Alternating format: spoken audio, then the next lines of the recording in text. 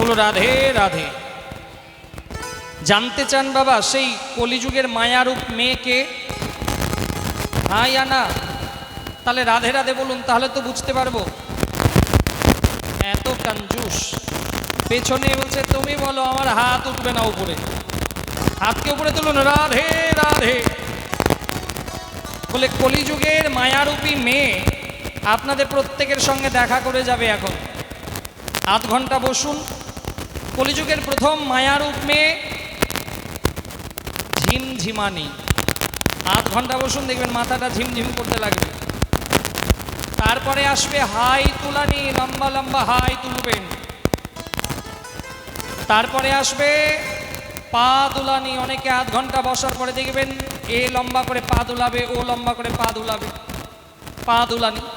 চতুর্থ মায়ারূপ আসবে ঘুম পাড়ানি। আধ ঘন্টা বসুন, দেখতে পাবেন কেউ তো বাবা খুঁটিতে হেলান দিয়ে বসবে। এই পেছনে তাকানো দরকার নাই, যে খুঁটিতে হেলান ছিল সে ছেড়ে দিয়েছে।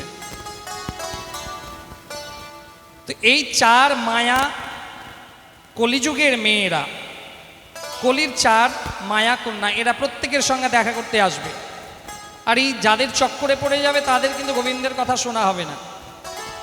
এই জন্য এমন জায়গাতে বসুন যাতে আপনাকে কেউ ডিস্টার্ব করতে না পারে।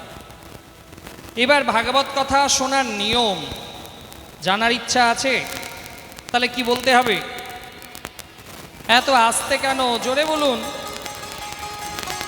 এই দেখুন আমার সঙ্গে যারা এসেছে না, এরা একটু কানে কম শোনে। এদের জোরে না বললে এরা শুনতে পাবে না। একটু জোরে বলুন তো। যতবার রাধে রাধে বলবেন মা, আমাদের দেহে যে পাপ আছে না, সেই পাপ ততবার দূরে যাবে। এই জন্য রাধে রাধে কিন্তু বলতেই হয়। তো বলছে যে ভাগবত কথা শোনার নিয়ম, প্রথমে যেখানে ভাগবত কথা হয় সেই জায়গায় প্রবেশ করতে হয় খালি পায়ে। জুতো পরে ভাগবতের কাছে প্রবেশ করতেই নাই, কারণ এখানে উদ্ধবের মতন বড় ভক্ত তারও আগমন ঘটেছে। এখানে অনেক বৈষ্ণব বাবাজি তারাও এসেছেন। একবার ভগবান সর্বেশ্বর বাসুদেব কৃষ্ণ তিনিও কিন্তু আসবেন। আর বড় বড় ঋষি মুনি মহাত্মা তারাও কিন্তু এসেছেন। এই ভূমি, এই মাটি অত্যন্ত পবিত্র। আর এই মাটিতে কেউ যদি বাবা জুতো পরে প্রবেশ করে তাহলে কিন্তু সে পুণ্য থেকে সে পুণ্য তার কপালে আসবে না, পুণ্য থেকে বঞ্চিত হবে। এই জন্য এই ব্যাসপীঠে এই ভাগবত কথা যেখানে হয় সেখানে খালি পায়ে প্রবেশ করতে হয়।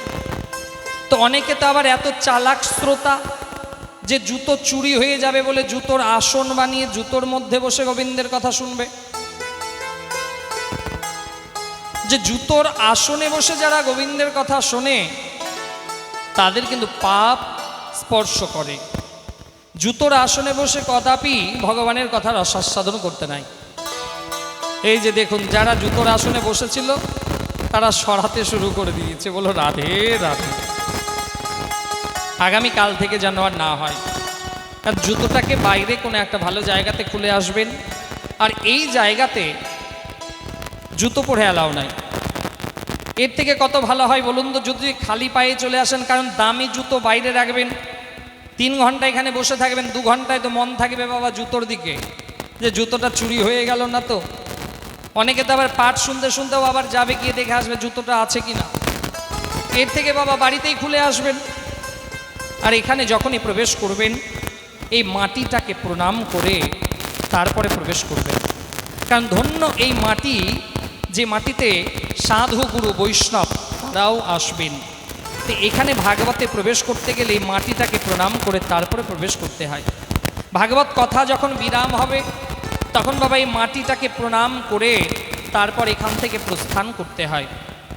ভাগবত কথা শ্রবণ করতে গেলে ভাগবত শুরু হওয়ার আগেই আসতে হবে, আর ভাগবত যখন বিরাম হবে তারপরে যেতে হবে।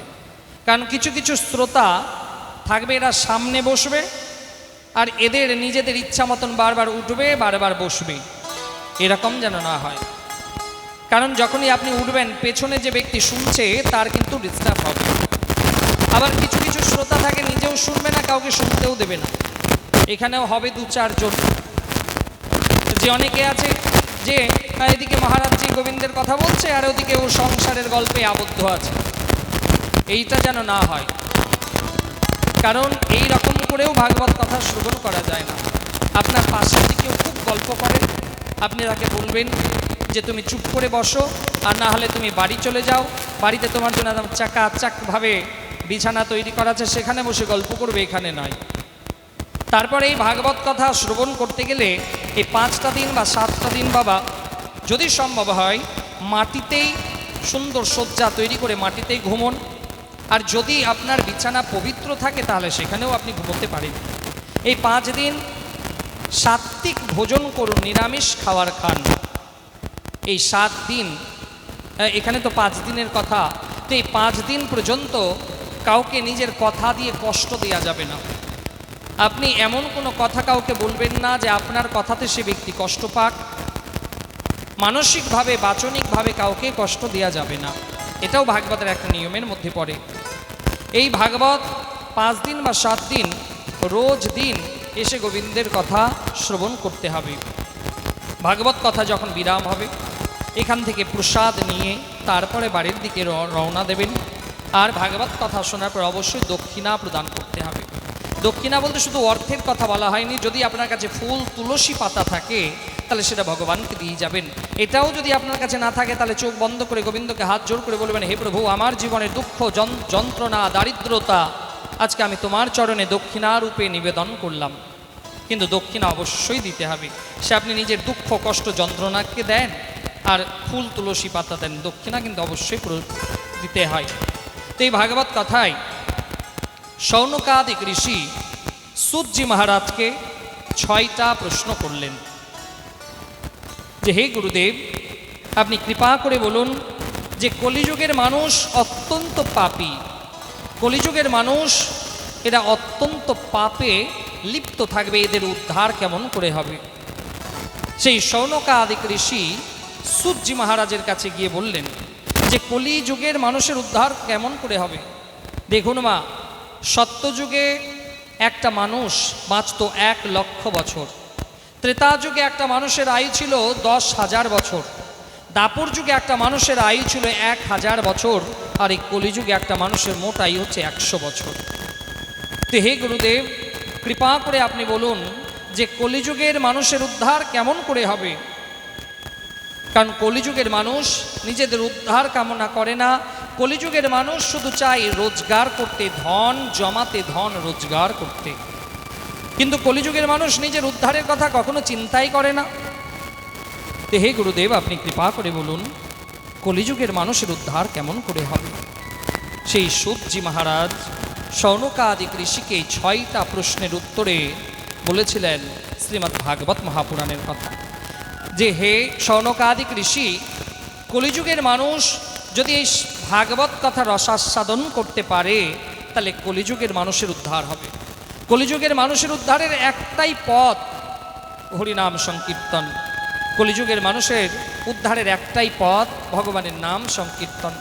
কিন্তু আমরা নাম তো করব না বাবা, বদনাম করব অনেক বেশি। কলিযুগের মানুষ আমরা বদনাম করব অনেক বেশি।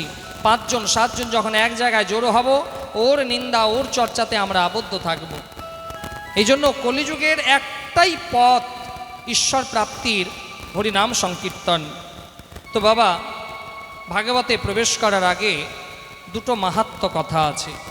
এই মাহাত্ম্য কথাতে আমরা প্রবেশ করে তারপরে আমরা কথাকে এগিয়ে নিয়ে যাব। তো প্রথমেই আসে ভক্তি দেবীর উপাখ্যান। প্রথমেই আসে ভক্তি দেবীর উপাখ্যান। তো বলছে যে দেবর্ষি নারদ একবার নিজের বদ্রিকাশ্রম থেকে এই ধরাধামে এলেন। খুব মন দিয়ে শুনুন, দেবর্ষি নারদ এই বদ্রিকাশ্রম থেকে এই ধরাধামে এলেন। দেবর্ষি নারদের ইচ্ছে হলো যে আমি এই ধরাধামের তীর্থ ভ্রমণ করে আসি, যে এই ধরাধামের মানুষ কেমন করে তীর্থে যায়, ধরাধামের মানুষ কেমন করে ভগবানের উপাসনা করে, কেমন করে এদের ঘরে শান্তি বিরাজ, তাকে আমি একটু দেখতে যাব। তো দেবর্ষি নারদ প্রথম ভারতবর্ষে এসে প্রথম তীর্থে গেলেন। গয়া, কাশী, প্রয়াগ, পুষ্কর, তীর্থে গিয়েও শান্তি পেলেন না। আজকে যেন তীর্থে বাবা ব্যবসা শুরু হয়েছে। আজকে দেখবেন কোনো গরিব মানুষ যদি কোনো বড় মন্দিরে যায়, তাকে 4 ঘন্টা লাইনে দাঁড়িয়ে থাকতে হবে, তারপরে সে ভগবানের ভেতরে গর্ভগৃহে প্রবেশ করতে পারবে। কিন্তু কোনো ধনাঢ্য ব্যক্তি যদি মন্দিরে গিয়ে 1000 টাকা ওই মন্দিরে কোনো পান্ডাকে দিয়ে দেয়, তাহলে 5 মিনিটে ভগবানের কাছে পৌঁছে যাবে। হ্যাঁ ইয়া না? হয়তো মা এরকম? জোরে বলুন না। তো বলছে দেবর্ষি নারদ যখন গেল, তো দেবর্ষি নারদ বলছে ভগবানের কাছে তো সবাই সমান, ভগবানের কাছে তো সবাই সমান, তাহলে কেন একজন গরিব ব্যক্তি 3 ঘন্টা লাইনে থাকলো আর একটা বড় মানুষ আসলো, অনেক টাকা দিয়ে দিল, 5 মিনিটে ভগবানের কাছে পৌঁছে গেল? তো বাবা, যারা 5 মিনিটে ভগবানের কাছে পৌঁছে যায় এদেরকে কি বলা হয়? ভিআইপি, তাই না? হ্যাঁ ইয়া না? তো ভিআইপি কথাটাকে যদি একটু ভাঙা যায় তাহলে কি হবে? বলবো কি বলবো না ভাবছি। বলবো? তাহলে একটু রাধে রাধে বলুন না। ভিআইপি কথা, ওই ভিআইপি লাইনে যারা মন্দিরে গিয়েও ঘুষ দেয়, মন্দিরে গিয়েও যারা ওই 5000 টাকা দিয়ে 5 মিনিটে পুজো দেয়, তাদেরকে তো ভিআইপি বলে। তো ভিআইপি কথার ফুল ফর্ম ভেরি ইম্পর্টেন্ট পাপি। বলো রাধে রাধে। তো দেবর্ষি নারদ যখন মন্দিরে গেছে, দেখছে এইরকম ব্যবসা চলছে, মন্দিরে ভগবানকে সামনে রেখে বড় বড় অসাধু ব্যবসায়ী করছে। তো দেবর্ষি নারদ সেই তীর্থে এক মুহূর্তও থাকবে না। কারণ আজকে বাবা তীর্থের মর্যাদা আমরা নষ্ট করে ফেলেছি। আগে মানুষ তীর্থে যেত পুণ্য লাভের কামনায়, এখন বাবা তীর্থে যায় এনজয় করার জন্য। আজকেই মোবাইলে একটা দেখলাম যে আগেকার দিনে আমাদের বছরের প্রথম ফল আম যখন পাকতো, তা আমরা ছোটোবেলাতে ঠাকুরের চাপাতাম, মন্দিরে গিয়ে চাপাতাম। আপনারাও চাপিয়েছেন বোধ হয় প্রথম আম যখন পাকে। এখন বাবা আর ওই মন্দিরেও চাপে না, ঠাকুরের কাছেও যায় না, এখন মোবাইলে আপলোড হয়। এখন দেখবেন যে কেউ যদি আম পাকা পেয়ে যায়, ও মন্দিরেও চাপাবে না, ভগবানের কাছেও চাপাবে না, মোবাইলে ছবি তুলে স্ট্যাটাস লাগাবে। তো কলিযুগের মানুষ হয়ে গেছে এইরকম, তীর্থে যাবে আর পুণ্য লাভের কামনায় নয়, তীর্থে যাই এনজয় করার জন্য। তীর্থ কি এনজয় করার জায়গা? এনজয় যদি করতে হয় তাহলে দার্জিলিং যান, অন্যান্য পাহাড় পর্বত যান। তীর্থে গিয়ে কদাপি এনজয় করার জন্য যাবেন না। তীর্থে যদি যেতে হয় তাহলে পুণ্য লাভের কামনায় যান, যেখানে জীবনের উদ্ধার হবে। তীর্থভূমিতে কদাপি এনজয় করার জন্য নয়, তীর্থভূমি হচ্ছে পুণ্য লাভের জায়গা। দেবর্ষি নারদ সেই তীর্থভূমি থেকে বেরোলেন। দেবর্ষি নারদ মনে মনে ভাবলেন যে যাই একটু সাধারণ মানুষের ঘরে যায়, সাধারণ মানুষের ঘরের কি অবস্থা একবার সেটাকে দেখতে যায়। দেবর্ষি নারদ যখন একটা ঘরে গেল, সেই ঘরে গিয়ে দেখলো প্রথমে ঘরে কলহ ঝগড়া চলছে। কলিযুগের মানুষের বাড়িতে বাবা সকালবেলা হতে গেলে নানা রকম ঝগড়া অশান্তি দিয়ে শুরু হয়ে যায়, সবার নয় কিন্তু অনেক বাড়িতে। তো দেবর্ষি নারদ এমন একটা বাড়িতে গেল যে সকালবেলাতেই ঝগড়া অশান্তি শুরু হলো। দেবর্ষি নারদ সেখান থেকে প্রস্থান করলেন। দেবর্ষি নারদ অন্য বাড়িতে যখন গেছে, সেই অন্য বাড়িতে গিয়ে দেখছে সেই বাড়িতে বাবা মায়ের কথা ছেলে শোনে না। সেই ছেলে কথা শোনে নিজের শ্বশুর বাড়ির।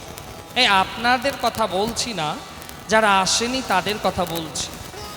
এখন দেখবেন যেসব মা ছেলের বিবাহ দিয়ে দিয়েছেন, সবার কথা বলছি না, কিন্তু অনেকে এরকম আছে যে যেসব মা ছেলেকে বিয়ে দিয়ে দিয়েছেন, সেই সব ছেলে কিন্তু আর আপনার অনেকটা কমে গেছে আপনার থেকে আদর।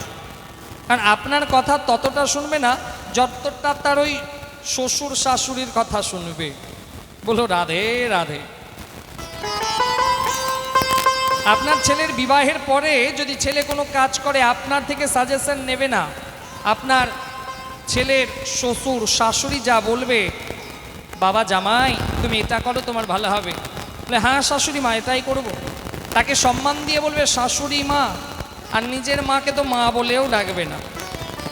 এরকম অনেক পরিবার আছে। বেশিরভাগ পরিবারে যখন ছেলের বিয়ে দিয়ে দেবেন, সেই ছেলে আপনার পরামর্শে চলবে না, সেই ছেলে ভাইয়ের পরামর্শে চলবে না, নিজের শ্যালক যেটা বলবে সেটাই শুনবে। তো দেবর্ষি নারদ এমনই একটা পরিবারে গেছে যে যেখানে সেই ছেলের বিয়ে দিয়েছে তার বাবা মা ঘটা করে, কিন্তু সেই ছেলে তার বাবা মাকে দেখছে না, উল্টো সেই ছেলে পরামর্শ নিচ্ছে তার শ্যালকের সঙ্গে। তো দেবর্ষি নারদ হাসছে। দেবর্ষি নারদ ভাবছে এই অবস্থা, আমি ভেবেছিলাম যে আমি বদ্রিকাশ্রম থেকে এই ধরাধামে গেলাম যে মানুষের ভক্তি দেখতে পাবো, কিন্তু এ তো দেখছি যে মানুষের মধ্যে হিংসা অহংকারে পরিপূর্ণ। দেবর্ষি নারদ সেখান থেকে প্রস্থান করলেন, গেলেন বৃন্দাবন ধামে। বৃন্দাবনে যখন গেছেন তো বৃন্দাবনে গিয়ে দেখছে একজন দেবী বসে বসে কাঁদছে, আর তার সামনে দুটো বয়োবৃদ্ধ ব্যক্তি, তারাও কিন্তু অচৈতন্য হয়ে পড়ে আছে, আর ভক্তি দেবী কাঁদছে। তো দেবর্ষি নারদ সেখান থেকে একটু এগোলেন। দেবর্ষি নারদ এগিয়ে ভাবছে যে না না বাবা, স্ত্রী লোকের কাছ থেকে যতটাই দূরে থাকা যায় ততটাই মঙ্গল। তো দেবর্ষি নারদ সেখান থেকে ফিরে যাচ্ছেন। তো ভক্তি দেবী বলছে, ভো ভো সাধো ছনমতিষ্ঠা আচিন্তনামপি নাশয়া দর্শনং তব লোকস্য সর্বথা গহরং পরম। ভো ভো সাধু ছনম তিষ্ঠা, যে হে সাধুবার আপনি দাঁড়ান। দেবর্ষি নারদ বলছে, কে তুমি, কি নাম তোমার? তো সেই দেবী বলছে, হং ভক্তিরীতি খ্যাতা ইমৌ মে তনয়ো মতৌ জ্ঞান বৈরাগ্য নামানৌ কালযোগেন জড় জড়ৌ। যে আমার নাম হচ্ছে ভক্তি, আর আমার এই দুই সন্তান জ্ঞান আর বৈরাগ্য। দাঁড়ান দাঁড়ান দাঁড়ান, দেবী হিসেব মতো হয় মা হবে বৃদ্ধা, সন্তান হবে যুবক, কিন্তু মা এখানে উল্টো হয়েছে, মা হয়েছে যুবতী আর সন্তান হচ্ছে বয়োবৃদ্ধ। সেই ভক্তি দেবী যখন বৃন্দাবনে এসেছেন তো মা কিন্তু যুবতী হয়ে গেছে, কিন্তু তার সন্তান বয়োবৃদ্ধ হয়ে শুয়ে আছে। তো সেই সময় দেবর্ষি নারদ তাকে জিজ্ঞেস করলেন যে আপনার কোথায় সৃষ্টি, কোথায় জন্ম হলো, আপনার এই দশা কেমন করে হলো বলুন। তো ভক্তি দেবী বলছে, উৎপন্না দ্রাবিড়ে সাহং বৃদ্ধে কর্ণাটকে গতা কচেন কচেন মহারাষ্ট্রে গুর্জরে জীর্ণতাম গতা। উৎপন্না দ্রাবিড়ে, বলছে দ্রাবিড় দেশের বর্তমান নাম হচ্ছে ব্যাঙ্গালোর। তো সেই ভক্তি দেবীর জন্ম হয়েছিল দ্রাবিড় দেশে। উৎপন্না দ্রাবিড়ে বৃদ্ধিম কর্ণাটকে গতা, কর্ণাটকে গিয়ে বড় হয়েছে, আর মহারাষ্ট্রে তার বাল্য জীবন কেটেছে, আর গুজরাটে যখন এসেছে তখন সে জীর্ণতায় পরিপূর্ণ হয়েছে। আর বলছে যে বৃন্দাবনস্য সংযোগা পুনস্ত্বং তরুণী নমা ধন্যং বৃন্দাবনং তেন ভক্তি নিত্র নৃত্যাতি যত্র চ। বলছে আমি যখন এই বৃন্দাবনে এলাম তখন আমি যুবতী হয়ে গেলাম, কিন্তু আমার এই দুই সন্তান তারা কিন্তু অচৈতন্য হয়ে বৃদ্ধ অবস্থায় পড়ে থাকলো। তো হে সাধুবার, আপনি কৃপা করে আমার এই দুই সন্তানকে যুবক করে তুলুন। সেই সময় দেবর্ষি নারদ সেই দুটো সন্তানের কাছে গেল। সেই দুটো সন্তানের কানে কানে গিয়ে শ্রীমদ্ ভগবদ গীতার কথা বললেন। এখানে একটা কথা বলতেই হয় যে শ্রীমদ্ ভগবদ গীতা আলাদা আর শ্রীমদ্ ভাগবত মহাপুরাণ কিন্তু আলাদা, কিন্তু অনেকের এটা অজানা। কারণ শ্রীমদ্ ভাগবত হচ্ছে ভগবানের মুখনিসৃত বাণী, যে ভগবান সেই কুরুক্ষেত্রে অর্জুনকে যেটা উপদেশ দিয়েছিলেন। কারণ জীবনে ভগবান এইরকমভাবে রণাঙ্গনে দাঁড়িয়ে, যুদ্ধক্ষেত্রে দাঁড়িয়ে কোনোদিন কাউকে উপদেশ দেননি, যেটা মহাভারতে অর্জুনকে ভগবান উপদেশ দিয়েছিলেন। যে মহাভারতের ভীষ্ম পর্বের অন্তর্গত শ্রীমদ্ ভগবদ গীতা, এই গীতাতে 700 শ্লোক, 700 শ্লোকের মধ্যে ধৃতরাষ্ট্র আছে একটা শ্লোক ধৃতরাষ্ট্র বলেছেন, সঞ্জয় 40টা শ্লোক বলেছেন, অর্জুন 85টা শ্লোক বলেছেন, আর ভগবান শ্রীকৃষ্ণ 574টা শ্লোক বলেছেন। এই 700 শ্লোকের শ্রীমদ্ ভগবদ গীতাকে ভগবানের মুখনিসৃত বাণী বলে, এটা হচ্ছে শ্রীমদ্ ভগবত গীতা আর শ্রীমদ্ ভাগবত মহাপুরাণ। বলছে এখানে ভগবানের লীলা আলোচনা করা হয়েছে। 18 পুরাণের মধ্যে শ্রেষ্ঠ মহাপুরাণ হচ্ছে শ্রীমদ্ ভাগবত মহাপুরাণ, যার মধ্যে 12টা স্কন্ধ, 335টা অধ্যায়, 18,000 শ্লোক বিরাজমান। এই জন্য শ্রীমদ্ ভগবত গীতা আর শ্রীমদ্ ভাগবত দুটোকে গুলিয়ে ফেলবেন না, দুটো কিন্তু আলাদা জিনিস। তো ভগবান দেবর্ষি নারদ ভগবানের মুখনিসৃত বাণী শ্রীমদ্ ভগবত গীতার শ্লোক তার কানে কানে শোনাতে লাগলো। গীতার শ্লোক শোনার পরে তার সেই 2 সন্তান একবার উঠল, একবার দেহের মধ্যে চেতনা এলো, আবার শুয়ে গেল। পূর্ণভাবে তারা যুবক হলেও না, আর পূর্ণ চেতনারূপী চৈতন্যর আগমন ঘটল না। দেবর্ষি নারদ অবাক। দেবর্ষি নারদ মনে মনে ভাবছে যে আমি এই জ্ঞান বৈরাগ্যকে ভগবানের মুখনিসৃত বাণী শ্রবণ করালাম, তবু তাদের কোনো ফল হলো না, তবু তারা যুবক হয়ে দাঁড়ালো না। দেবর্ষি নারদ কিন্তু সেখান থেকে প্রস্থান করলেন। দেবর্ষি নারদ নিজের বদ্রিকাশ্রমে যাবে, আর এমন সময় ব্রহ্মার 4 মানস পুত্র সনক, সনন্দ, সনাতন, সনত কুমার, এই 4 জন মানস পুত্রের সঙ্গে সাক্ষাৎ। তো এই 4 জন মানস পুত্র দেবর্ষি নারদকে বলছে যে হে দেবর্ষি নারদ, আপনার মনটা আজকে ভালো লাগছে না, কিছু হয়েছে আপনার? তো দেবর্ষি নারদ সমস্ত বৃত্তান্ত শোনালো যে হে সনক, হে ঋষি কুমার, আমি বৃন্দাবনে গেলাম, একজন দেবীর সঙ্গে আমার সাক্ষাৎ, তার নাম হচ্ছে ভক্তি, আর তার 2 সন্তান জ্ঞান বৈরাগ্য অচৈতন্য হয়ে বৃদ্ধ অবস্থায় পড়ে আছে। আমি ভগবানের মুখনিসৃত বাণী শ্রীমদ্ ভগবত গীতা শোনালাম, কিন্তু শুধুমাত্র শরীরে চেতনা এলো, কিন্তু তারা পূর্ণ যুবক হয়ে দাঁড়ালো না। তার জন্য আমার মন বিষণ্ণ হয়ে আছে। তো সেই সময় সেই 4 জন ঋষিকুমার দেবর্ষি নারদকে বলল, হে দেবর্ষি নারদ, এই কথাটা খুব মন দিয়ে শুনুন। হে দেবর্ষি নারদ, আপনি সেই জ্ঞান বৈরাগ্যকে শ্রীমদ্ ভাগবত মহাপুরাণের কথা শ্রবণ করান। কিসের কথা বলা হলো মা? ভাগবত কথা শ্রবণের কথা বলা হলো।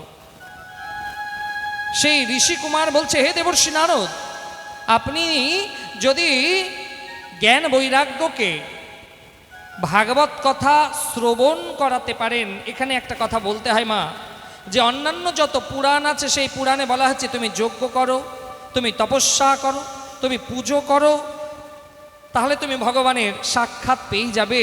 কিন্তু একমাত্র এই ভাগবত মহাপুরাণ যেখানে বলা হলো শ্রবণ করার কথা, শোনার কথা, যে কলিযুগে একটাই উপায় হচ্ছে ভাগবত কথা শ্রবণ। এই ভাগবত কথা শ্রবণ করলে আপনার উদ্ধার হবে।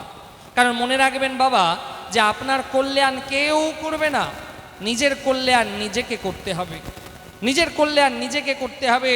কারণ আপনি সংসারের জন্য যতই কাজ করুন না কেন, সংসারের জন্য আপনি যতই করুন, এই সংসার আপনাকে ততদিন ভালোবাসবে যতদিন এই সংসারকে দিয়ে যেতে পারবেন।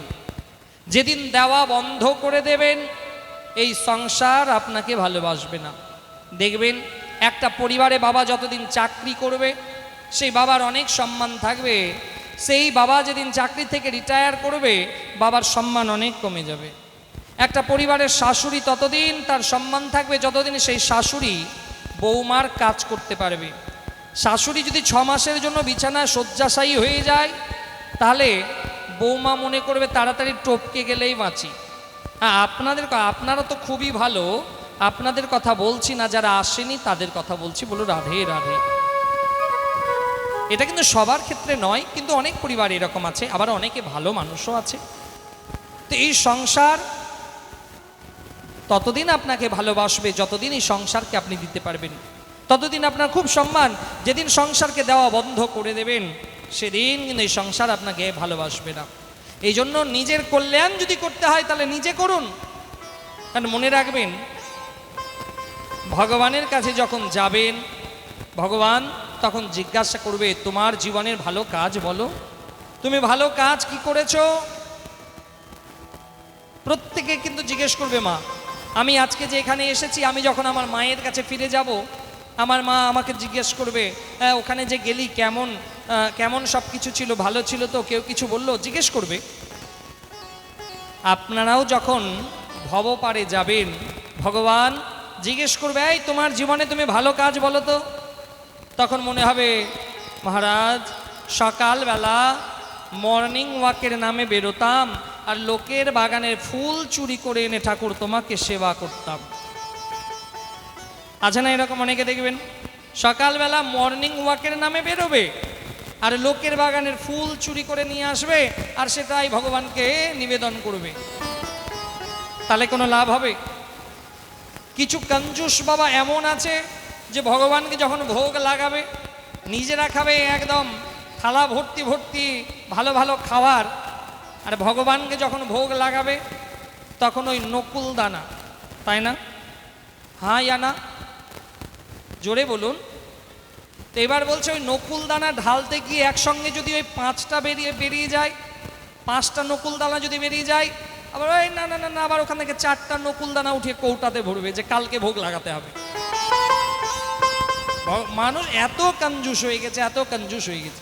আপনারা কিন্তু খুবই ভালো, যারা আসেনি তাদের কথা বলছি, বলো রাধে রাধে। তো ভগবান তো জিজ্ঞেস করবে যে ভালো কাজ বলুন, তখন কি জবাব দেবেন? এই জন্য ভগবান ভবপারে যখন যাবেন, ভগবানকে গিয়ে যেন বলতে পারেন যে হে ঠাকুর, আমি আমার জীবনে সেবামূলক কাজ করেছি, আমার জীবনে আমি ভাগবত কথা শ্রবণ করেছি, আমার জীবনে আমি অনেক কল্যাণমূলক কাজ করেছি, এটা যেন ভগবানকে জানাতে পারেন। এই জন্য বেশি করে কলিযুগে ধর্ম অনুষ্ঠান করুন। তো সেই সময় সনকাদিক ঋষি, সেই ঋষিকুমার দেবর্ষি নারদকে বললেন যে হে দেবর্ষি নারদ, গোবিন্দের এই শ্রীমদ্ ভাগবত মহাপুরাণের কথা যদি সেই 2 সন্তানকে শোনাতে পারেন আর এই কথা যদি তারা শ্রবণ করতে পারে, তাহলে তাদের জীবনের উদ্ধার হয়ে যাবে। দেবর্ষি নারদ বলছে তাই? বলছে একদম। দেবর্ষি নারদ গঙ্গার তীরে ভাগবত কথার আয়োজন করল। আপনারাও কিন্তু পরম সৌভাগ্য যে একটা নদীর তীরে, এখানেও তো পাশে নদী আছে না, তো নদীর তীরে বসে গোবিন্দের কথা শোনামায় পরম পরম সৌভাগ্যের ব্যাপার। তো দেবর্ষি নারদ গঙ্গার তীরে, গঙ্গার তথস্থে ভাগবত কথার আয়োজন করলো। অনেক ঋষি মুনি মহাত্মা এলো। এই জন্য ভাগবত যেখানে যেখানে হয় নেমন্তন্ন করে ডাকবে তবে নয়, আপনি যদি জানতে পারেন যে ভাগবত কথা হচ্ছে, আপনি সেখানে চলে যান। অনেক ঋষি সন্ত মহাত্মা এলো ভাগবত কথার রস আস্বাদন করার জন্য। অনেক বড় বড় সন্ত, অনেক বড় বড় মহান সন্ত মহন্ত, তারাও এলেন ভাগবত কথা শ্রবণ করার জন্য। আর সেই সময় ভক্তি দেবী কোনো প্রকারে তার 2 সন্তানকে টানতে টানতে সেই জায়গায় নিয়ে এসেছিলেন। তো সম্পূর্ণ ভাগবত যেদিন কথা বিরাম হলো, সম্পূর্ণ ভাগবত কথা বিরাম হওয়ার পরে দেখছে যে তার 2 সন্তান যুবক হয়ে দাঁড়ালো। সেই 2 সন্তান ভাগবত কথা রসাস্বাদন করায় তারা পূর্ণ যুবক হয়ে উঠল। ভক্তি দেবী আনন্দে নৃত্য আরম্ভ করলেন। এখানে সুন্দর একটা ভজন আছে, এই ভজনের রসাস্বাদন আমরা সবাই মিলে করব। তো বাবা এই ভজন শ্রবণ করতে করতে করতালি দিতে হবে। হাত আছে তো ভগবান দিয়ে পাঠিয়েছে? হ্যাঁ ইয়া না? যাদেরকে ভগবান হাত দিয়েছে তারা করতালি দেবে, আর যাদেরকে ভগবান হাত দিয়ে পাঠায়নি তাদের দেওয়ার দরকার নাই। বলছে কেন? করতালি দিলে কি লাভ হবে? বলছে ডান হাতে গোবিন্দ বিরাজমান আর বাম হাতে রাধারানী বিরাজমান। বলছে রাধারানী আর গোবিন্দ এক জায়গায় যখন করতালি দেবেন, তারা 2 জন এক জায়গাতে আসবে, আর যে ধ্বনি বেরোবে সেই ধ্বনি যত দূর যাবে তত দূর কোনো ভূত প্রেত পিশাচ আসতে পারবে না, আমাদের দেহের পাপ দূরীভূত হবে। এই জন্য আমরা সবাই মিলে গোবিন্দের কথার ভজন রসাস্বাদন করার সময় করতালি দেব। বলো রাধে রাধে। তা শুন সবাই মিলে আমরা গোবিন্দের একটা ভজনের রসাস্বাদন করে কথাকে এগিয়ে নিয়ে যাই। जिसका हृदय में राम नाम बंद है, जिसका हृदय में राम नाम बंद है, उसको हर घड़ी आनंद ही आनंद है। जिसका हृदय में राम नाम बंद है, जिसका हृदय में श्याम नाम बंद है, उसको हर घड़ी आनंद ही आनंद है। जिसका हृदय में राम नाम बंद है, जिसका हृदय में श्याम नाम बंद है, उसको हर घड़ी आनंद ही आनंद है। राधे राधे। उसको हर घड़ी आनंद ही आनंद है।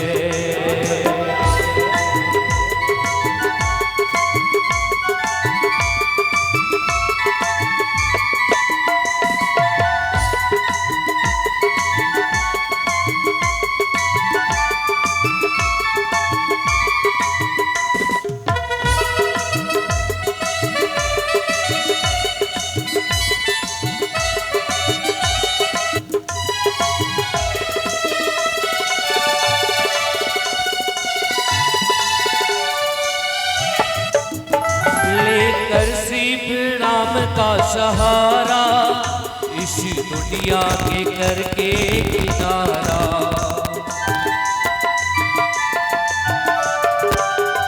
लेकर सिर्फ राम नाम का सहारा, इस दुनिया के करके किनारा। प्रभु राम की राजा में राजा बंद है, प्रभु राम की राजा में राजा बंद है, उसको हर घड़ी आनंद ही आनंद है। जिसका हृदय में राम नाम बंद है, जिसका हृदय में राम नाम बंद है, उसको हर घड़ी आनंद ही आनंद है, उसको हर घड़ी आनंद ही आनंद है।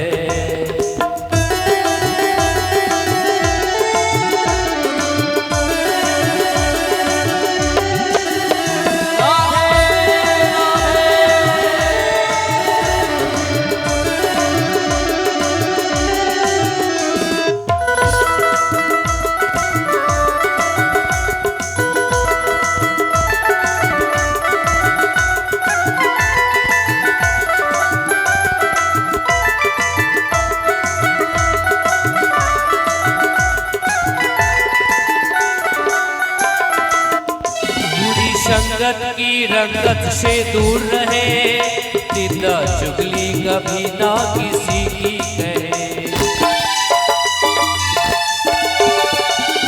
बुरी संगत की रंगत से दूर रहे, निंदा चुगली कभी ना किसी से कहे। जिसको सत्संग हरदम पसंद है, जिसको सत्संग हरदम पसंद है, उसको हर घड़ी आनंद ही आनंद है। जिसको हृदय में राम नाम बंद है, जिसका हृदय में राम नाम बंद है, उसको हर घड़ी आनंद ही आनंद है। जिसका हृदय में राम नाम बंद है, जिसका हृदय में राम नाम बंद है, उसको हर घड़ी आनंद ही आनंद है, उसको हर घड़ी आनंद ही आनंद है, उसको हर घड़ी आनंद ही आनंद है, उसको हर घड़ी आनंद ही आनंद है, उसको हर घड़ी आनंद ही आनंद है। बोलिए भक्त वत्सल भगवान की जय, राधा रानी की जय, भागवत भगवान की जय। সেই সময় সেই ভক্তি দেবীর দুই সন্তান জ্ঞান বৈরাগ্য তারা পূর্ণ যুবক হয়ে উঠল এই ভাগবত কথার রসাস্বাদন করে, ভাগবত কথা শ্রবণ করে। তো আনন্দে ভক্তি দেবী নাচতে আরম্ভ করলেন, নৃত্য করতে আরম্ভ করলেন। সে মায়ের এত আনন্দ হলো যে আজকে আমার মনস্কামনা পূর্ণ হলো। হে ঋষি, হে মহান, হে মহামুনি মহান, কারণ আমার এতদিন আমি ব্যাকুলতায় ভুগছিলাম, এতদিন আমি শান্তি পাচ্ছিলাম না, কারণ আমি তো যুবতী হয়েছি, কারণ আমার এই দুই সন্তান তারা বৃদ্ধ অবস্থাতেই ছিল। আর আজকে এই ভাগবত কথা রসাস্বাদন করার পর আমার এই দুই সন্তান পূর্ণ যুবক হয়ে উঠল। হে ঋষিমুনি, আপনারাই আমাকে পরামর্শ দিন, আপনারাই আমাকে বলুন যে আমরা এবার কোথায় গিয়ে নিবাস করব। সেই সময় ঋষি মুনি মহাত্মান বললেন, হে ভক্তি দেবী, আজ থেকে সমস্ত ভক্তের হৃদয়ে আপনার বাস হবে। আজ থেকে যত ভক্ত আসবে সেই ভক্তের হৃদয়ে আপনি বিরাজ হন। সেই থেকে মা ভক্তি দেবী আমাদের সমস্ত ভক্তের হৃদয়ে বিরাজমান। বলছে হৃদয়ে যদি ভক্তি দেবী না থাকে, হৃদয়ে যদি ভক্তি দেবী না থাকে, তাহলে কিন্তু গোবিন্দের কথাতে মনই বসবে না। এই জন্য বলে যে হৃদয়ে আগে ভক্তি দেবীর আগমন ঘটান। ভক্তি দেবী যদি না আসে হৃদয়ে, তাহলে কিন্তু গোবিন্দের কথাতে ভালোই লাগবে না, মনই বসবে না।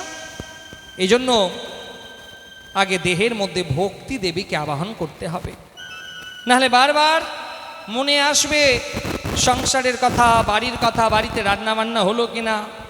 কারণ এই ভাগবত কথা অনেক জায়গাতে গেছি মা, একটা আত্ম উপলব্ধি হয়েছে যে ভাগবত কথা যখন বিরাম হয় তখন অনেক মায়েরা এসে বলে, জানেন মহারাজ, আমি বাড়ি থেকে আমার পতি দেবতার সঙ্গে ঝগড়া করে এসেছি এই ভাগবত কথা শ্রবণ করতে। কারণ অনেক পতি দেবতা তার স্ত্রীকে এই ভাগবত কথা শুনতে বাধা দেয়। অনেকে বলে না না, ভাগবত শুনতে যেতে হবে না, বাড়িতে থাকো, বাড়িতে রান্নাবান্না করো। সেই বলে যে মহারাজ জানেন যে আমি অনেক দিনের ইচ্ছা ভাগবত শুনবো, তা আমি আমার স্বামীর সঙ্গে আজকে ঝগড়া করে এসেছি শুধু গোবিন্দের কথা শ্রবণ করার জন্য। সেই মা যেদিন যায় ভাগবত কথা শ্রবণ করে, তারপরের দিন এসে বলে মহারাজজি জানেন যে গতকালকে আমি রাত্রে যখন বাড়িতে গেছি আমার স্বামী জেগে আছে, কিন্তু ভেতর থেকে দরজাকে আটকে দিয়েছে, দরজা লাগিয়ে রেখেছে। আমি এত বাইরে থেকে ডাকছি, দরজা খুলছে না।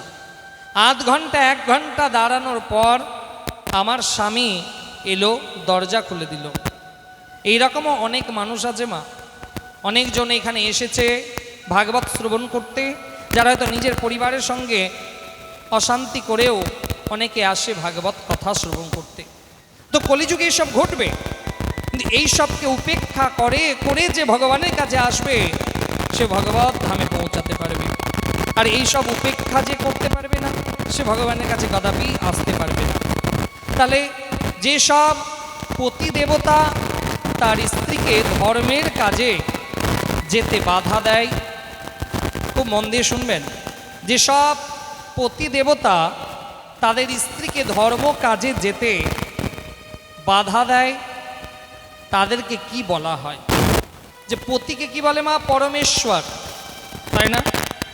পতি পরমেশ্বর। এই জন্য তো বলে যে যখন নতুন নতুন বিবাহ হয় তখন একটা স্ত্রীর কাছে স্বামী থাকে প্রাণনাথ। বিয়ের 10 বছর যখন পার হয় তখন ওই প্রাণনাথটা বাদ, শুধুমাত্র নাথ। বিয়ের 20 বছর যদি পার হয়ে যায় তখন আর প্রাণনাথ নয়, নাথ নয়, অনাথ। বলো রাধে রাধে। তো পতিকে তো পরমেশ্বর বলা হয়, তাই না? তো বাবা, পতি যদি নারায়ণের মতন হয় তাহলে পরমেশ্বর বলবো, আর পতি যদি মাতাল হয়, পতি যদি তার স্বামীকে, তার স্ত্রীকে রোজ ধরে পেটায়, তাহলে তাকে কি বলতে হবে? পতি। ওই একটা প্রাণী দেখবেন, কালো কালো প্রাণী কাদাতে খুব গড়াগড়ি খায়। আপনার এদিকেও দেখা যায় তো? হ্যাঁ ইয়ানা, দেখা যায়। তাহলে যেসব স্বামীরা তার স্ত্রীকে ধরে পেটায়, যেসব পতিদেবতা তাদের স্ত্রীর উপরে নির্যাতন করে, তারা পতি পরমেশ্বর নয়, তারা পতি পরম। বাকিটা বললাম না, আপনারা লাগিয়ে নেন। বলো রাধে রাধে। এই জন্য ভাগবত কথা শ্রবণ করতে গেলে অনেক বাধা আসবে, তো সেই বাধাকে উপেক্ষা করে ভগবানের কাছে আসতে হবে। তো ভক্তি দেবী ভগবানকে বলল যে হে প্রভু, আপনাদের কৃপায় এই ভাগবত কথা রসাস্বাদন করে আমার এই 2 সন্তান তারা যুবক হয়ে দাঁড়ালো। আমি আজ থেকে আপনাদের আশীর্বাদ নিয়ে সমস্ত ভক্তের হৃদয়ে বিরাজমান করব। সেই থেকে মা সমস্ত ভক্তের হৃদয়ে ভক্তি দেবী বিরাজমান, আর সেই ভক্তিরূপী সিংহাসনে গোবিন্দ বসে থাকেন। এই জন্য দেহকে অপবিত্র বানাবেন না। আমাদের ঘর যখন নোংরা হয়ে যায়, সেই ঘরকে যতক্ষণ না পরিষ্কার করছি ততক্ষণ আমাদের ভালো লাগে না। ভালো লাগে? ঘর যখন একদম চাকাচাক থাকবে, পরিষ্কার থাকবে, তখন আনন্দ লাগবে। ঠিক আমাদের দেহ হচ্ছে একটা ঘর, আর এই ঘরে হিংসা অহংকার রূপী নোংরা আবর্জনা জমে আছে। যতক্ষণ না আপনি ওই ভগবানের নামরূপী কাপড় দিয়ে ওই হিংসা অহংকার রূপী আবর্জনাকে সরাতে পারছেন, ততক্ষণ পর্যন্ত এই দেহের পবিত্রতা আসবে না, দেহ পরিষ্কার হবে না। একটা যখন ঠাকুর ঘরে নোংরা পড়ে যায়, একটা কাপড় দিয়ে সেই নোংরাকে বের করতে হয়। তাহলে আমাদের দেহ হচ্ছে একটা ঠাকুর ঘর, আর এই ঠাকুর ঘরে হিংসা অহংকার রূপী আবর্জনা জমা আছে। ভগবানের নামরূপী কাপড় দিয়ে সেই হিংসা অহংকারকে দূর করান, দেখবেন আপনার দেহ পবিত্র হয়ে যাবে, আপনার দেহ একদম পরিষ্কার হয়ে যাবে, আর গোবিন্দ এখানে এসে বিরাজ করবে। এই জন্য বেশি করে ধর্ম অনুষ্ঠান করুন, বেশি করে ভাগবত কথা শুনুন। কারণ মনে রাখবেন, কল্যাণ তো আপনার কেউ করবে না, নিজের কল্যাণ নিজেকে করতে হবে। এই জন্য নিজের কল্যাণ যদি করতে হয়, তাহলে কৃষ্ণ নাম গোবিন্দ নাম ছাড়া কোনো গতি নাই। এই জন্য বেশি করে গোবিন্দের কথার আস্বাদন করুন, তাহলে দেখবেন জীবনে ভগবত প্রাপ্তি ঘটবে, কোনো সন্দেহ নাই। তো ভক্তিদেবীর উপাখ্যান, সেই ভক্তিদেবী সমস্ত হৃদয়ে গিয়ে বিরাজ করলেন। এই ছিল ভক্তিদেবীর উপাখ্যান। এবার আমরা মাহাত্ম্য কথার দ্বিতীয় উপাখ্যানে প্রবেশ করব। দ্বিতীয় উপাখ্যান হচ্ছে গৌকর্ণ মহারাজের উপাখ্যান। তোমরা খুব মন দিয়ে শুনবেন এই কথাটা। আত্মরাম নামক একজন ব্রাহ্মণ ছিলেন, তার স্ত্রীর নাম ছিল ধুমধুলি। ধুমধুলি কথার অর্থ দুই মনা যাহার, ভালোও চাই খারাপও চাই। তো সেই ধুমধুলি আর আত্মরাম, এদের বাবা কোনো সন্তান ছিল না এদের।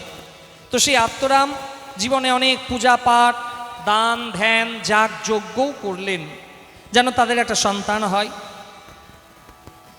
প্রচুর যজ্ঞ করেছেন, প্রচুর দান করেছেন, কিন্তু তবু তাদের কোনো সন্তান হয়নি।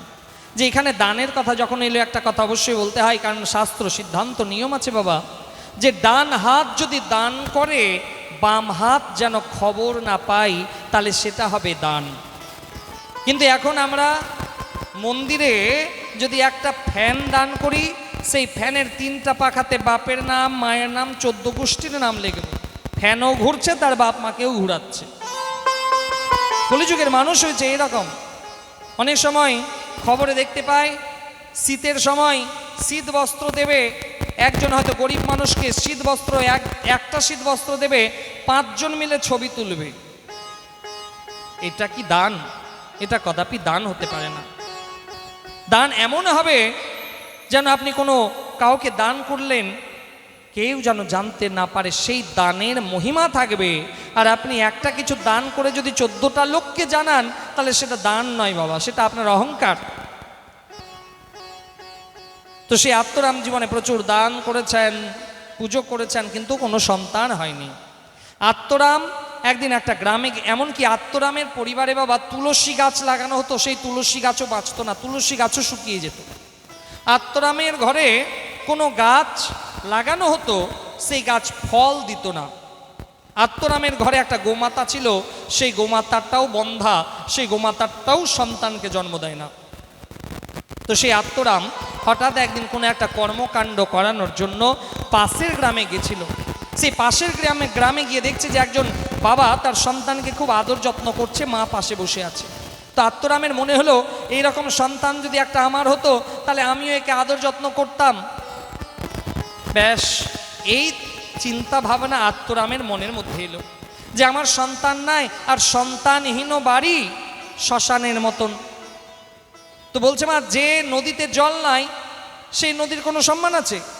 যে নদীর সম্পূর্ণতা তখন আসবে যদি নদীতে জল থাকে, গাছের সম্পূর্ণতা তখন আসবে যদি গাছে ফুল ফল থাকে। ঠিক সেরকম একটা পরিবারে যখন সন্তান আসে না, তো সেই পরিবার তো সম্পূর্ণ নয়। তো সেই আত্মরাম ভাবছে যে আমাদের তো সন্তানই নেই, তাহলে এই জীবনও আমি রাখবো না, এই জীবনকে আমি গঙ্গা বক্ষে বিসর্জন দেব। সেই আত্মরাম গৃহ থেকে বেরিয়ে গেলেন, গভীর জঙ্গলে গেলেন। সেখানে একটা সরোবর দেখতে পেলেন, একটা বড় নদী দেখতে পেলেন। তো আত্মরাম মনে মনে ভাবলো, এই নদীতেই আমি ঝাঁপ দিয়ে আমার এই জীবনকে বিসর্জন দেব। সেই সময় যেমনি ঝাঁপ দিতে যাবে, সেখানে একজন সন্তের আগমন ঘটল। জীবনে মা সঠিক সময়ে যদি গুরুদেবের আগমন ঘটে যায়, জীবনের সঠিক সময়ে যদি কোনো শান্তির আগমন ঘটে যায় তাহলে বুঝতে হবে আপনার জীবন উদ্ধার। আর জীবনের আসল সময়ে যদি আপনি গোবিন্দের কাছে না আসতে পারবেন তাহলে জীবন বরবাদ। তো সেই আত্মরাম সেই সন্তকে দেখে সন্তের কাছে গেলেন, প্রণাম করলেন। প্রণাম করে সেই সন্ত জিজ্ঞেস করলেন, বাবা তোমার এত সুন্দর জীবনকে তুমি কেন গঙ্গাবক্ষে বিসর্জন দিতে যাচ্ছ? সেই আত্মরাম বলল, হে গুরুদেব, আমার গৃহে সন্তান নেই, আর আপনি তো জানেন যে সন্তানহীন গৃহ শ্মশানের মতন, তাই আমার এই জীবনকে আমি গঙ্গাবক্ষে বিসর্জন দেব। দাঁড়াও বাবা। সেই সন্ত মনে মনে ভাবছে যে আমি তো একজন সন্ত, আর আমার সামনে যদি কারো এইরকম অপমৃত্যু ঘটে তাহলে তো এটা তো আমারও অন্যায় হবে, আর আত্মহত্যা তো মহাপাপ। দাঁড়াও দাঁড়াও দাঁড়াও, বলুন গুরুদেব, তোমার স্ত্রীর জন্য আমি একটা ফল বার করে দিচ্ছি, তার আগে একটু তোমার ভাগ্যটা দেখে নিত, তোমার ভাগ্যে সন্তান আছে কি না। তো সেই সময় গুরুদেব যখন এই আত্মরামের কপাল দেখছে, হে আত্মরাম, এই জন্ম আর আগামী 6 জন্ম মানে টোটাল 7 জন্ম পর্যন্ত তোমার কপালে যে সন্তান সুখ নেই। এই কথাটা যদি গুরুদেব আত্মরামকে জানায় তাহলে আত্মরাম আরো বিচলিত হয়ে যাবে যে 7 জন্ম পর্যন্ত আমি সন্তান সুখ পাবো না, 7 জন্ম পর্যন্ত আমার ভাগ্যে সন্তান নেই। সেই গুরুদেব নিজের একটা ঝোলা থেকে একটা আম্র ফল বের করে দিয়ে সেই আত্মরামের হাতে দিয়ে বললেন যে বাবা তোমার স্ত্রীকে যাও, এই ফল তুমি খাওয়াবে। বাবা এই ফল খাওয়ালে কি হবে? গুরুদেব বলল যে হে আত্মরাম, এই ফল যদি তোমার স্ত্রীকে খাওয়াবে তাহলে তোমার স্ত্রীর গর্ভ থেকে সন্তান হবে। তবে হ্যাঁ বাবা, তোমার স্ত্রীকে কিন্তু শর্ত পালন করতে হবে। এখান থেকে মা আমরা জানতে পারবো, ভাগবত মহাপুরাণ বলে মায়ের গর্ভে যখন সন্তান আসে সেই মাকে কি করণীয়। তো বলুন গুরুদেব যে আমার স্ত্রীকে কি কি শর্ত পালন করতে হবে। সেই সময় ভাগবত মহাপুরাণ বলছে, সত্যম শৌচম দয়া দানমেক ভক্ত্যম তু ভোজনম বর্ষাবধি স্ত্রিয়া কার্যম তেন পুত্র তে নির্মলঃ সত্যং শৌচং দয়া দানমেকম। তো বলছে হে আত্মরাম, তোমার স্ত্রী এই ফল খাওয়ার পরে যেন সত্য কথা বলে। যে ধুন্ধুলি সত্য কথা বলা পছন্দ করতো না, মিথ্যে কথা বেশি বলতো। তোমার স্ত্রী এই ফল খাওয়ার পরে আচার বিচারে যেন শুদ্ধতা থাকে। যে ধুন্ধুলির আচার বিচার শুদ্ধ ছিল না মা। তোমার স্ত্রী যেন সাত্বিক ভোজন করে আর গোবিন্দের ভজন করে। এই জন্য কলিযুগে বলা হয়েছে বাবা, ভোজন কম করো ভজন জাদা করো। যে ভোজন কম করুন, ভজন বেশি করে করুন। কিন্তু কলিযুগের মানুষ আমরা উল্টো করি, আমরা ভোজন করব অনেক বেশি আর ভজন করব অনেক কম। এই জন্য বলে মা যে কলিযুগে ভোজন কম করুন, ভজন বেশি করুন। ভগবানের নামের ভজন, ভগবানের নাম কীর্তন বেশি করে করুন। কিন্তু এখনকার বেশিরভাগ মানুষ ভাগবত শুনতে আসবে, বাড়ি থেকে একদম ঠুসে ঠুসে খেয়ে আসবে, আর এখানে বসেও ওই লম্বা লম্বা হাই তুলবে। কারণ কয়েকজনকে দেখছি তো বাড়ি থেকে একদম পেট ভরে ঠুসে ঠুসে খাবার নিয়ে এসছে, খেয়ে এসছে। কিছু আবার শ্রোতাকে তো দেখছি যে বাড়ি থেকে খেয়ে এসেও মন ভরে নিয়ে আবার সাথে করে খাবার নিয়ে এসছে, এখানে বসে বসেও খাবার খাচ্ছে। ভাগবতে শুনতে গেলে মা যদি কেউ খাবার খায় তাহলে পাপ স্পর্শ করে। এই জন্য ভাগবত যতক্ষণ চলবে কোনো কিছু ভোজন করা যাবে না। শুধুমাত্র জল তেষ্টা যদি লাগে তাহলে জল সেবা নিতে পারেন, কিন্তু কোনো আহারকে গ্রহণ করা যাবে না ভাগবত কথা শ্রবণ করতে করতে। তো বলছে যে তোমার স্ত্রী যদি সাত্বিক ভোজন করতে পারে আর ভগবানের ভজন করতে পারে তাহলে তোমার স্ত্রীর গর্ভ থেকে সুন্দর সন্তান জন্ম নেবে। আত্মরাম এই কথা শুনলো, গিয়ে ধুন্ধুলির কাছে গিয়ে বলল, ধুন্ধুলি এই ফল তুমি খাও, আর এই ফল খেলে তোমার গর্ভে সন্তান আসবে, তবে তোমাকে কয়েকটা শর্ত পালন করতে হবে। ধুন্ধুলি বলছে মাথা খারাপ, কারণ কিছু কিছু পত্নীও আছে না স্বামীর কথা শুনে না, কিছু কিছু পত্নী আছে এরা স্বামীর কথা শুনবেই না। স্বামী যদি এদেরকে পূর্ব দিকে যেতে বলে এরা পশ্চিম দিকে যাবে। তো বাবা এরা কিন্তু পত্নী নয়। পয়ের আগে একটা কি বলবো ভাবছি, বলবো কি বলবো না, বলবো হ্যাঁ ইয়া না। বলছে যেসব পত্নীরা স্বামীর কথা শোনে না, যেসব পত্নীরা স্বামীর উপরেও বেশি টকটক করে কথা বলে, তাদেরকে বাবা পত্নী বলে না, তাদেরকে পেতনি বলে। বলো রাধে রাধে। এই হাততালি বাজাবে এত কঞ্জুসি কেন? জোরে বাজাও। তারা বাজালো না যারা এই রকম নিজেকে ভাবে, তারা বাজায়নি, তারা নিশ্চয়ই এরকমই আছে, স্বামীর উপরে টকটক করে। এবার দেখি তো কে কে বাজাচ্ছে না। বলো রাধে রাধে। কারণ কিছু কিছু বাড়িতে যাই বাবা, যে বাড়ির বেটা ছেলে চুপ করে বসে থাকে, তার head of the office, head of the family, তার সেই স্ত্রী বকর বকর করে। তো বাবা এদেরকে পত্নী বলেন, এরা হচ্ছে পেতনি। তো ধুন্ধুলি বলছে তুমি বলছো বলো, আমি তোমার কথা শুনলেই তো। ধুন্ধুলি বলছে আমি এই ফল খাবোই না। আত্মরাম সেখান থেকে চলে গেছেন। এবার সেই ধুন্ধুলির একটা দূর সম্পর্কের বোনের আগমন ঘটলো। সেই বোন এসে বলছে কি ব্যাপার, তুমি কি ভাবছো, হাতে তোমার এটা কি? তো সেই বোন এই কথা জিজ্ঞেস করলে ধুন্ধুলি বলছে যে এটা হচ্ছে একটা ফল, আমার পতি পরমেশ্বর আমাকে ফল এনে দিল, বললে এই ফল খেতে গেলে গর্ভ ধারণ করব। তো ধুন্ধুলি মনে মনে ভাবছে আমি যদি গর্ভ ধারণ করি, তাহলে শুনেছি যে মায়ের গর্ভে যখন সন্তান আসে মা পেট ভরে খাবার খেতে পারে না।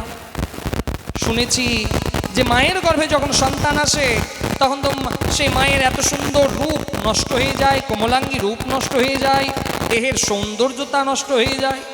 তাও না হলো, গ্রামে যদি আগুন লেগে যায় তাহলে সবাই তো দৌড়ে পালাবে, আমি তো দৌড়াতে পারবো না। ধুন্ধুলি বলছে না এই ফল আমি খাবোই না। তো সেই বোন, দূর সম্পর্কের বোন তখন গর্ভবতী ছিল। সেই বোন বলছে দাঁড়াও দাঁড়াও, তোমার কোনো চিন্তার কারণ নাই, তুমি এক কাজ করো, তোমার ঘরে একটা গোমাতা আছে না? বলছে হ্যাঁ। সেই গোমাতা তো বন্ধা? বলছে হ্যাঁ। তুমি এক কাজ করো, এই ফলটা তাকে খাইয়ে দাও, আর আমার গর্ভে সন্তান আছে, যখন আমার সন্তান জন্ম নেবে তখন তুমি আমার পতিদেবতাকে কিছু অর্থ দেবে, টাকা পয়সা দিয়ে দেবে, আমি এই সন্তানকে তোমাকে দিয়ে চলে যাব। ধুন্ধুলি বলছে তাহলে সন্তানকে দুধ পান করাবো কেমন করে? তুমি তোমার পতিদেবতাকে বলবে যে আমার পয়োধনে দুধ আসছে না, তাই আমি আমার ওই একটা বোনকে ডাকবো, সে সময় সময় সে আমার এই সন্তানকে দুধ পান করেই যাবে, সে বুঝতেও পারবে না। ধুন্ধুলি বলছে হ্যাঁ তাহলে এটা তো ভালো। তো এই ধুন্ধুলি সেই ফল গোমাতাকে খাইয়ে দিল, গোমাতা গর্ভবতী হলো। এবার ধুন্ধুলি কিন্তু বাবা গর্ভবতী হলো না, গর্ভ ধারণ করার নাটক করলেন। কিছুদিন পর যখন সেই বোনের সন্তান হলো, রাত্রিবেলাতে চুপি চুপি সেই সন্তানকে নিয়ে এসে ধুন্ধুলির পাশে রেখে দেওয়া হলো।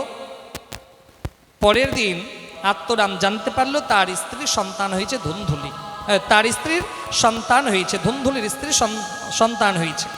আর এদিকে গোমাতাকে যে ফলটা খাইয়েছিল, 3 মাস পর সেই গোমাতার গর্ভ থেকে একটা সন্তান জন্ম নিল, যার দেহ ছিল দেবতার মতন আর কানটা ছিল গরুর কানের মতন। এই জন্য সে আত্মরাম সেই গোমাতার সন্তানকে নাম দিল গৌকর্ণ। বলিয়ে গৌকর্ণ মহারাজ কি জয়। গৌকর্ণ মহারাজ জন্ম নিল। এবার 2 সন্তান বড় হচ্ছে। আত্মরাম গেছে ধুন্ধুলির কাছে, গিয়ে বলছে ধুন্ধুলি সন্তান তো বড় হচ্ছে, সন্তানের নাম তো রাখতে হবে, সন্তানের নাম তো রাখতে হয় মা। হ্যাঁ ইয়া না? তো সন্তানের নাম, আগেকার দিনে সন্তানের নাম রাখতো গুরুদেব, ব্রাহ্মণ, দেবতা, আগেকার দিনে সন্তানের নাম রাখতো তারা। কিন্তু ধুন্ধুলিকে যখন আত্মরাম বলল যে এই সন্তানের নাম রাখতে হবে, তখন ধুন্ধুলি বলছে তোমার বেটার নাম তুমি রাখবে রাখো, আমার এই বেটার নাম আমি নিজে রাখবো। আত্মরাম বলল না না ধুন্ধুলি, সন্তানের নাম কিন্তু গুরুদেবের দেওয়াই রাখতে হয়, আর আমি ব্যাসপীঠ থেকে বলবো মা যখন আমাদের ঘরে কোনো সন্তান জন্ম নেবে, যখন আমাদের ঘরে সন্তান জন্ম নেবে, সেই সন্তানের নাম কোনো বিদ্বান ব্রাহ্মণকে ডাকুন, বা কোনো গুরুদেবের বা গুরু পাঠ থেকে যে নাম দেওয়া হবে সেই নামটাই সন্তানে রাখুন। কারণ মনে রাখবেন, গুরুর আশীর্বাদ, ব্রাহ্মণের আশীর্বাদ প্রথম আসে নামকরণের সময়। এই জন্য নিজেদের সন্তানকে সেই গুরুদেব বা ব্রাহ্মণের আশীর্বাদ থেকে বঞ্চিত করবেন না। নিজের সন্তানের নাম কোনো গুরু পাঠ থেকে দেওয়া হবে সেই নাম রাখবেন, বা কোনো বৈষ্ণব নাম রাখবে সেই নাম রাখুন, বা কোনো ব্রাহ্মণ দেবতা নাম রাখবে সেই নামটাই রাখুন। তো আত্মরাম বলছে যে ধুন্ধুলি এই সন্তানের নামটা রাখবো। ধুন্ধুলি বলছে মাথা খারাপ, তোমার বেটার নাম তুমি রাখবে রাখো, আমার সন্তানের নাম আমি তোমাকে রাখতে দেব না, আমি নিজের নাম অনুসারে নাম রাখবো। কি নাম রাখবে? বলছে আমার নাম ধুন্ধুলি, আমার পুত্রের নাম হবে ধুন্ধুকারী। আমাদের সমাজেও কিছু মা আছে, কিছু বাবা আছে, এরা ওই গুরুদেবের দেওয়া নাম পছন্দ করবে না, টিভি সিরিয়াল দেখবে বাবলু বাবলু ডাবলু, যে নামের কোনো মানে নাই, চীন, জাপান, নেপাল, ভুটান, এরকম এরকম নাম আছে। মা মেয়ের নাম দেবে টুইঙ্কেল, মাহি, না বাবা আর না বলাই ভালো, পাপাই, পাপ আই, মাফ করবেন যদি কারো নাম এটা থাকে। এই জন্য নাম যখন করবেন, নামকরণ খুব ভালো বিচার করে নামকরণ করতে হয়। তো ধুন্ধুলি নিজের পুত্রের নাম দিল ধুন্ধুকারী। দুই সন্তান এবার বড় হচ্ছে, গৌকর্ণ মহারাজ আর ধুন্ধুকারী দুটোই কিন্তু বড় হচ্ছে। এদিকে আত্মরাম গিয়ে বলল, এবার তো দুই সন্তানকে পড়াশোনা শিখাতে হবে, গুরুকুলে পাঠাতে হবে, বেদ শিক্ষা নেওয়ার জন্য পাঠাতে হবে। ধুন্ধুলি বলল, দাঁড়াও দাঁড়াও দাঁড়াও, তোমার ছেলেকে তুমি পাঠাবে পাঠাও, আমার ছেলেকে আমি আমার চোখের আড়াল করব না। দেখুন বাবা, সন্তান অতি যত্নে আবার বাঁদর তৈরি হয়।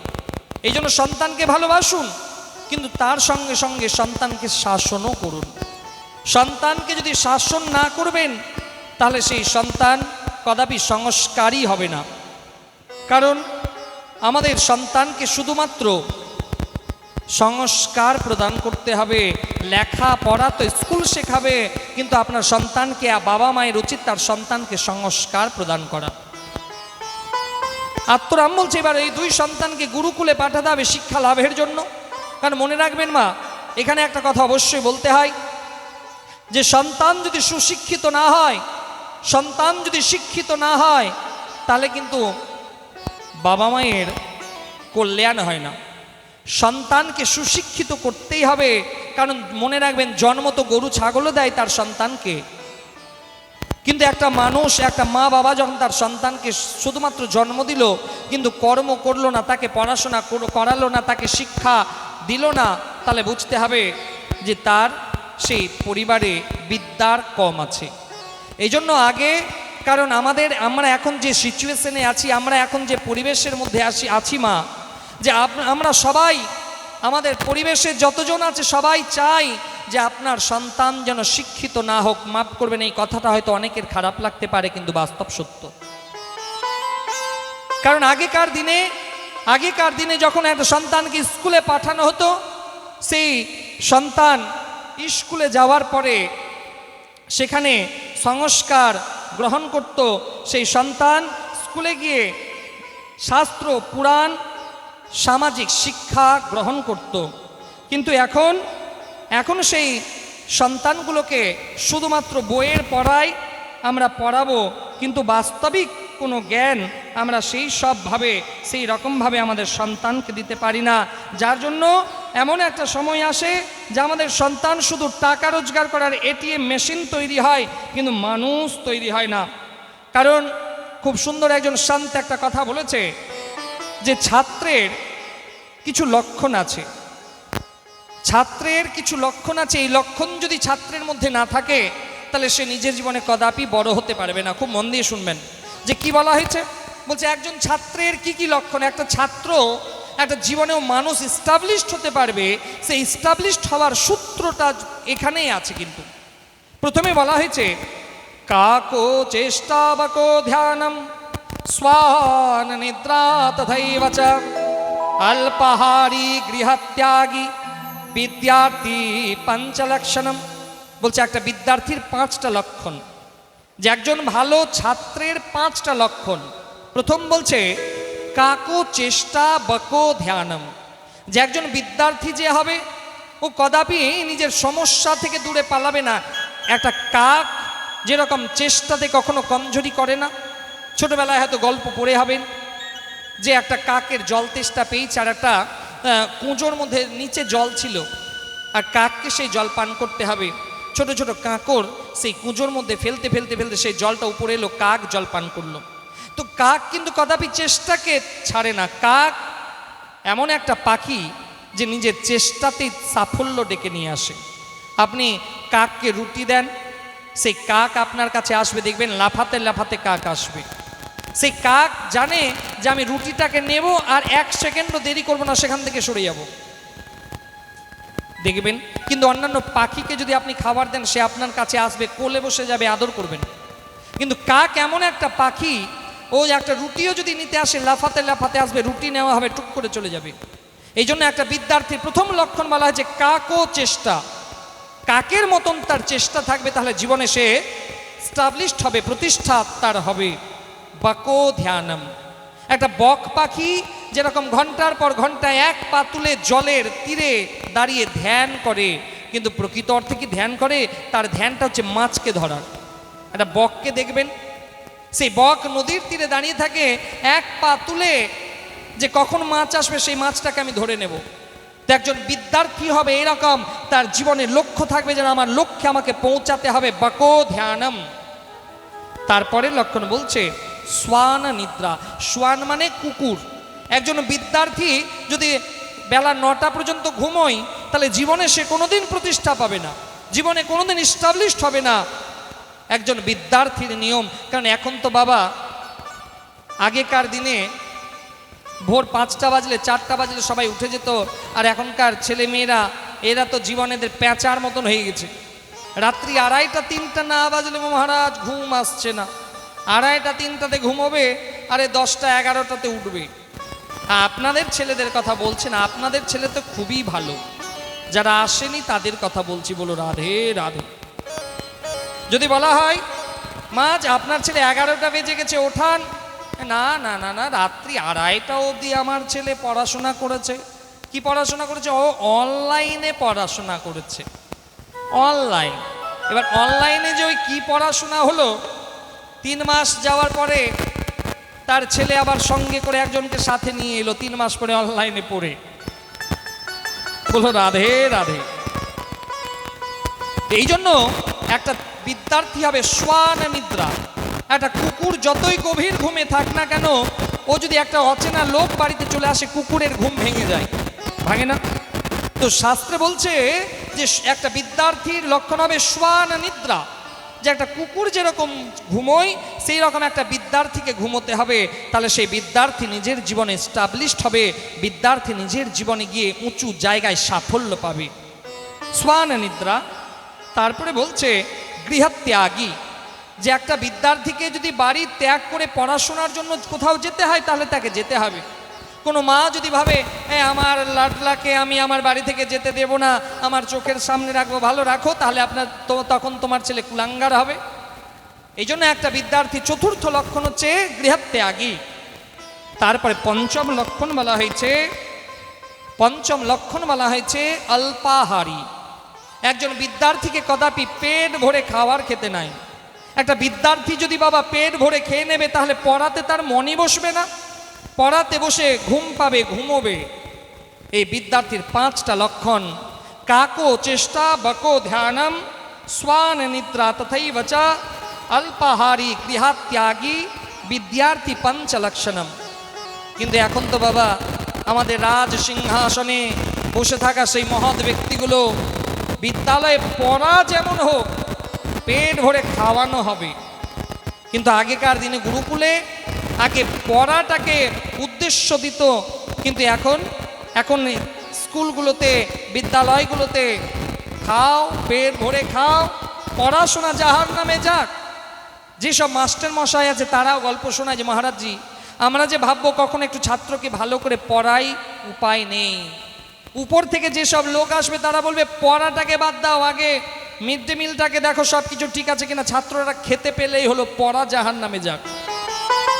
সেই সব মাস্টার মশাইরাও দুঃখের কথা বলে জানেন যে নিজেকেও লজ্জা লাগে যে একটা ছাত্রকে যদি মানুষ করতে যায়, একটা ছাত্রকে যদি পড়াতে যায়, তাহলে পড়াটাকে গুরুত্ব নয়, আগে খাওয়াটাকে গুরুত্ব দেওয়া হয়।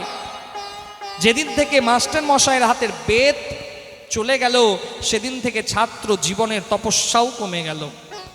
আগেকার দিনে, আজ থেকে 20 বছর আগে, যখন কোনো হাই স্কুলের টিচার বা কোনো টিচার যখন রাস্তা দিয়ে হেঁটে যেত, আর পেছন থেকে কেউ সাইকেল নিয়ে যদি স্কুলে যেত, সাইকেল থেকে নেমে যেত মাস্টারমশাইকে শ্রদ্ধা জানানোর জন্য। কিন্তু এখন ওরে বাপ রে বাপ, মাস্টার মশাইদেরও সবসময় ভয়ে থাকতে হয় যে কখন যে ওই ছাত্রগুলো কি করবে ভগবানই জানে। এর থেকে আমি আর বেশি বললাম না, আপনারা সবাই বুঝতে পেরেছেন। এত আস্তে কেন বাজাচ্ছেন? বাজালে জোরে বাজান। কারণ এখন সেই মাস্টার মশাই চাইলেও সেই ছাত্রকে ভালো জ্ঞান দিতে পারবে না। কারণ ছাত্রকে যদি মেরে দেয়, তাহলে তার বাপ মা এসে বলবে আমার বেটাকে আপনি মারলেন কেন? কিন্তু সেই মাস্টার মশাইয়ের হাতের বেদ, সেটা যে মার নয়, সেটা আশীর্বাদ। কারণ একটা কুম্ভকার যখন মাটির বাসন তৈরি করে, একটা মাটির হাঁড়ি যখন তৈরি করে, সেই কুম্ভকারের একটা হাত থাকে মাটির বাসনের ভেতরে আর উপর থেকে বাড়ি মারে। কারণ সেই কুম্ভকার জানে যে আমি তো একটা হাত দিয়ে তাকে থেমে রেখেছি, তার আঘাত পাবে না, সে একটা মাটির পাত্রে পরিণত হয়ে যাবে। ঠিক সেই রকম একটা মাস্টার মশাই যখন ছাত্রকে শাসন করে, তখন সেই মাস্টার মশাই জানে যে আমি যাকে শাসন করছি এর যেন বড় হয়ে একটা উঁচু জায়গাতে পৌঁছতে পারে, একটা এস্টাবলিশড হতে পারে। কিন্তু রাজ সিংহাসনে যারা বসে আছে তারা চায় না যে আপনার ছেলে শিক্ষিত হোক। কারণ মনে রাখবেন মা, আপনার ছেলে যদি শিক্ষিত হয়ে যায়, সেই সব রাজ সিংহাসনে বসে থাকা মানুষদের প্রশ্ন করতে শিখে যাবে, আর সেই প্রশ্নের উত্তর তো সেই রাজ সিংহাসনে বসে থাকা মানুষদের কাছে নাই।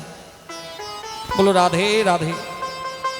এই জন্য আজকে সরকারি পরীক্ষাতে পাশ করা ছেলেকে দিন কাটাতে হচ্ছে গাছতলায়, আর একজন টুকলি করে পাশ করা ছেলের ব্যাংকে মোটা মোটা মান্থলি বেতন ঢুকছে, সে আজকে মাস্টার। সবাই নয়, কিন্তু অনেকজন। আজকে আমাদের এই অবস্থা। এই জন্য সন্তানকে সংস্কার প্রদান করুন। সন্তান যদি সংস্কারী না হয়, তাহলে সেই সন্তান কদাপি মানুষ হবে না। কারণ অন্যান্য স্টেটে দেখবেন যে আপনি যদি বিহারে চলে যান, বিহারের ছেলেরা, বিহারের মা বাবা ভাবে যে আমার ছেলেকে বড় হলে আমি ব্যাংকের ম্যানেজার বানাবো। ছেলেরাও ভাবে যে আমাকে ব্যাংকের পরীক্ষাতে পাস করতে হবে, ব্যাংকের ম্যানেজার হব, ব্যাংকের কাজ করব। আজ বেশিরভাগ ব্যাংকে চলে যান, সেই ব্যাংকে দেখবেন যে সব বিহারিরা ম্যানেজার হয়ে বসে আছে। ইউপির ছেলেরা ভাবে যে আমাকে আইপিএস হতে হবে, আইএস হতে হবে। ইউপির ছেলেরা বেশিরভাগ আইএস আইপিএস। পাঞ্জাবের ছেলেরা ভাবে যে আমাকে দেশের সেবা করতে হবে। পাঞ্জাবের ছেলেরা বড় বড় BSF, army commando, army force. ব্যাঙ্গালোরের ছেলেরা ভাবে যে আমাকে ব্যবসা করতে হবে, বিবিএ করতে হবে, এমবিএ করতে হবে। কিন্তু একমাত্র ভারতবর্ষের কোনো একটা রাজ্যের নাম আমি নেব না, আপনারা সবাই জানেন, সেই রাজ্যের ছেলেরা ভাবে বাবা আমাদের নেতা হতে হবে। বলো রাধে রাধে। এই জন্য ভারতবর্ষের এমন একটা রাজ্য, সেই রাজ্যে প্রত্যেকের ঘরে আপনি নেতা পাবেন। কারণ এরাও জানে যে আমরা তো ভালোভাবে পড়াশোনা করতে পারিনি, আমরা তো চাকরির পরীক্ষাতে পাশ করে চাকরি নিতে পারবো না, তো ফলে আমাদেরকে ওই ব্যবসাটাই করতে হবে।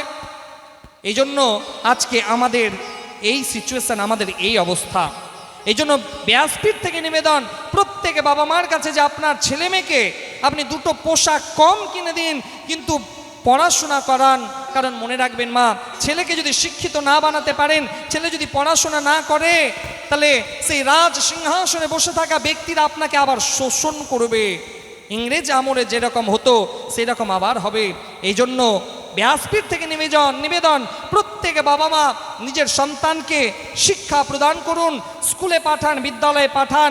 তার সাথে সাথে আপনার ছেলেকে রামায়ণ পড়ান, মহাভারত পড়ান, গীতা পড়ান। তাহলে এমন একটা সময় আসবে যে আপনার ছেলে আপনাকে সম্মান করবে, আপনার ছেলে হিন্দু ধর্ম সম্পর্কে জানতে পারবে।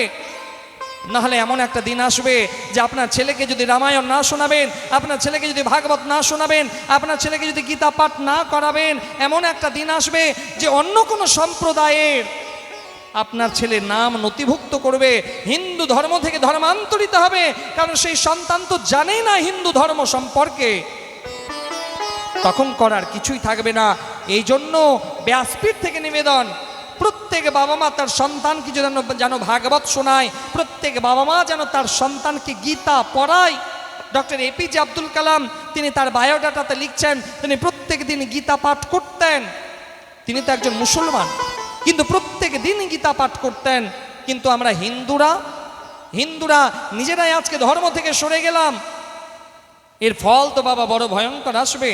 আজকেই একজন মোবাইলে একটা লিঙ্ক পাঠিয়েছে, সেই লিঙ্কটা দেখার পরে এত রাগ লাগছে, আবার হাসিও লাগছে, জানি না কি হবে আগামী দিনের ভবিষ্যৎ।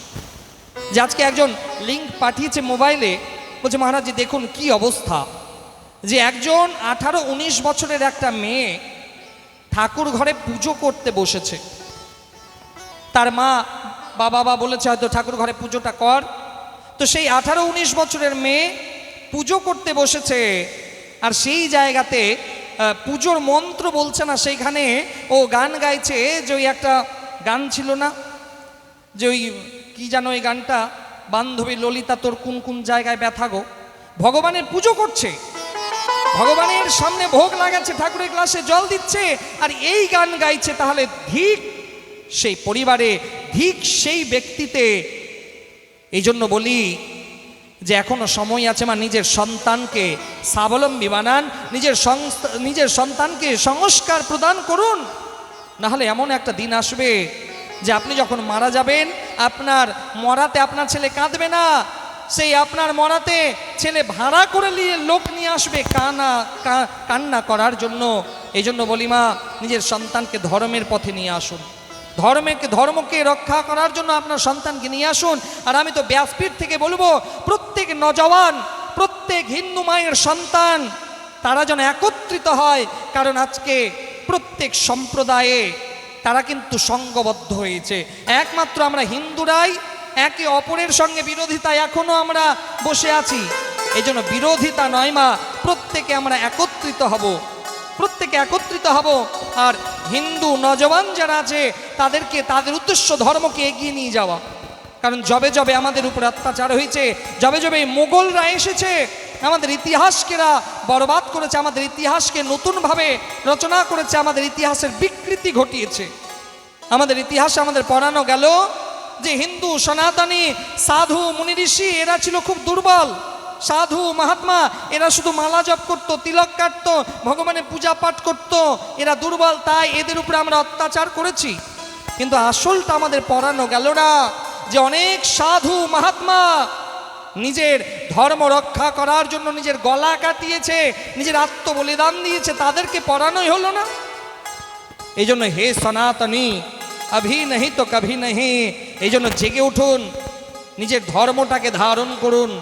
এমন একটা সময় আসবে যে বিধর্মীরা আপনার পরিবারে আসবে, আপনার মেয়েকে আপনার সামনে টানতে টানতে নিয়ে যাবে, কিছুই করতে পারবেন না। এই জন্য হে সনাতনী একত্রিত হন, প্রত্যেক নজওয়ান যেন ধর্মটাকে জানে, ধর্মটাকে ধারণ করে। মানে এই সনাতন ধর্ম দুর্বল ধর্ম নয়, প্রত্যেকটা হিন্দু সন্তান এক একটা বাব্বার শের। সিংহের জন্য কোনো আলাদা রাজত্ব লাগে না মা, সিংহ যেখানে পা রেখে দেয় সেখান থেকে তার রাজত্ব শুরু হয়ে যায়। এই জন্য প্রত্যেক হিন্দু সনাতনী এক একটা বাব্বার শের। কিন্তু আমাদেরকে দুর্বল করে দেয়া হলো, আমাদেরকে ওই আকবর, বাবর, শাহজাহান এই মুঘল ইতিহাস পড়ানো হলো, ইউরোপদের লেখা ইতিহাস আমরা পড়লাম, আমরা ঋষিমুনির ইতিহাসকে পড়লাম না, মহর্ষি সুশ্রুতকে জানলাম না, আর্যভট্টকে জানলাম না, বরাহ মিহিরকে জানলাম না। তাই আজকে আমাদের এই দুর্গতি। এই জন্য সন্তানকে সুশিক্ষিত বানান, সন্তানকে সংস্কারী বানান। সেই সন্তান যদি সংস্কারী হয়, তাহলে আপনি যেদিন অসুস্থ হবেন আপনার ছেলে ডাক্তার নিয়ে আসবে। আর না হলে সন্তান যদি অসংস্কারী হয়, আপনি যেদিন অসুস্থ হবেন আপনার ছেলে উকিলকে নিয়ে আসবে। বুঝতে পারলেন তো দুটোর মানে? সন্তান যদি অসংস্কারী হয়, ও আপনি অসুস্থ হলেন, সন্তান উকিলকে নিয়ে আসবে, কেন বাপ কবে টপকাবে তার আগে সব সম্পত্তিগুলো আমার নামে লিখে দিতে হবে। আর সন্তান যদি সংস্কারী হয়, তাহলে বাবা যখন অসুস্থ হবে সেই সংস্কারী সন্তান ডাক্তারবাবুকে নিয়ে আসবে না, আমার বাবা যেন আরো বাঁচুক। এই জন্য সন্তানকে সংস্কারী বানা। আত্মরাম ধুন্দুলিকে বলছে, হে ধুন্দুলি, সন্তানকে শিক্ষা প্রদান যদি না করা হয় তাহলে তো ভালো হবে না, সন্তানকে শিক্ষা দিতে হবে। ধুন্দুলি বলছে, খবরদার, একদম কথা বলবে না। তুমি তোমার সন্তানকে পাঠাও, আমি আমার সন্তানকে দুই চোখের আড়াল করব না। আত্মরাম গৌকর্ণ মহারাজকে গুরুগৃহে পাঠাতে লাগলো। গৌকর্ণ মহারাজ গুরুগৃহে গিয়ে বেদ অধ্যয়ন করতে লাগলো, বেদ চর্চা করতে লাগলো। এদিকে ধন্ধকারী একটু বড় হতে লাগলো। ধন্ধকারী বড় হতে লাগলো, বন্ধুদের সঙ্গে খেলতে গেল, বন্ধুদের সঙ্গে খেলতে গিয়ে মদিরা পান করলো। সেই ধন্ধকারী মদ খেতে আরম্ভ করলো। যখনই মদ খেতে আরম্ভ করলো, তারপরে জুয়া খেলা শুরু হলো। সেই জুয়া খেলা যখন আরম্ভ হলো, বাড়ির ধন দৌলত সম্পত্তি সব বিক্রি করতে লাগলো। একদিন তো বাবা মদ পান করে গ্রামে একটা ছেলের গলা ধরে তার গোবিন্দায় নামো নামা করে, মানে তাকে মেরে ফেলে কুয়োতে ফেলে দিয়েছে। এত অত্যাচার করতে লাগলো সেই ধন্ধকারী। মদ খাওয়ার পরে তো সে মানুষ থাকে না, সে তো অসুর হয়ে যায়। সেই ধন্ধকারী একটা ছেলেকে গলা চিপে কুয়োতে ফেলে দিল। গ্রামের লোক এসে আত্মরামকে বলল, কেমন সন্তানকে আপনি বড় করেছেন, কেমন সন্তানকে আপনি বাড়িতে রেখেছেন, সেই সন্তান একটা মানুষ খুন করেছে। সেই আত্মরাম তার চোখ দিয়ে আজকে জল পড়ছে। কি ভাবছে, যে আমার যখন সন্তান ছিল না তখনও আমাকে কাঁদতে হচ্ছিল, আর হে বিধাতা, হে বিধাতা, এখন আমার এমন কুলাঙ্গার সন্তান হলো যে আমাকে এখনো কাঁদতে হচ্ছে। আমাদের সমাজেও এরকম অনেক ব্যক্তি আছে, দেখবেন যেসব বাবার ঘরে এত সন্তান ছিল না, সেই সময় বাবারাও চোখের জল ফেলতো, যদি আমার একটা পুত্র সন্তান হতো, আমার একটা সন্তান যদি হতো। আর সেই সন্তান যদি কুলাঙ্গার হয়ে যায়, তাহলে সেই বাবাকে আজকে কাঁদতে হচ্ছে যে হে প্রভু, আমি এমন সন্তানকে জন্ম দিলাম যে সন্তান আমার ছিল না, তখনও কাঁদছিলাম, আর এখন এমন সন্তান আমার জন্ম হলো যে এখনও আমাকে কাঁদতে হচ্ছে। সেই আত্মরাম কাঁদতে লাগলো। আত্মরাম তার সন্তানকে বারণ করলো যে কেন তুমি মদিরা পান করছো, কেন তুমি জুয়া খেলছো। সেই ছোট্ট একটা ধন্ধকারী কুলাঙ্গার সে তার বাবার দিকে তেড়ে গেল, বাবার উপরে প্রহার করলো। আমাদের সমাজে এরকম কিছু কুলাঙ্গার সন্তান আছে যারা বাবা মায়ের উপরে প্রহার করে। ধন্ধকারী বাবার উপরে প্রহার করতে গেল। সে আত্মরাম খুব কষ্ট পেতে লাগলো। আত্মরাম আজকে গৌকর্ণ মহারাজকে বলছে, হে গৌপুত্র, তুমি আমাকে বলো যে আমার কি করা উচিত। গৌপুত্র গৌকর্ণ মহারাজ বলল, হে পিতা, আপনি চলে যান ভগবানের ভোজন করার জন্য, ভগবানের ভক্তি লাভ করার জন্য। সে আত্মরাম গৃহ ত্যাগ করে জঙ্গলের পথে চলে গেল ভগবানকে পাওয়ার উদ্দেশ্যে। এদিকে গৌকর্ণ মহারাজ চলে গেল কাশী ধামে বেদ অধ্যয়ন শিক্ষা লাভের জন্য। ধন্ধকারী রাস্তা ক্লিয়ার, বাবাও চলে গেল, ভাইও চলে গেল, থাকলো মা আর বেটা। ধন্ধকারী যখন আর একটু বড় হলো, মা সেই ধন্ধকারী তার বাবার সম্পত্তি বিক্রি করতে লাগলো, ধন দৌলত শেষ করতে লাগলো।